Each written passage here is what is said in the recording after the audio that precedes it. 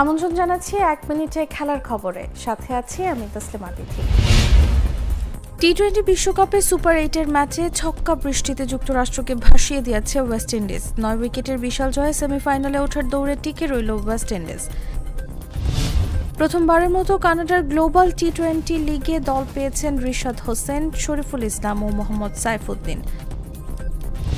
Copa আমেরিকায় গোলশূন্য ড্রতে শেষ হয়েছে আর্জেন্টিনার গ্রুপের পেরু-চিলির ম্যাচ। টুর্নামেন্টের উদ্বোধনী ম্যাচে কানাডাকে 2-0 ব্যবধানে হারিয়ে টেবিলের শীর্ষেই আছে লিওনেল মেসির দল। কিলিয়ান এমবাপে ছাড়া খেলতে নেমে ভুরি ভুরি সুযোগ মিস করল ফ্রান্স।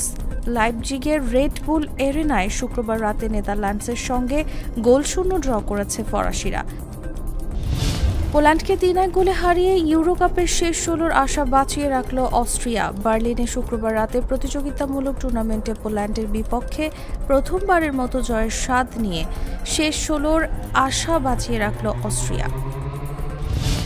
এখানেই শেষ করছি 1 মিনিটের খেলার খবর। ধন্যবাদ এতক্ষণ সাথে থাকার জন্য।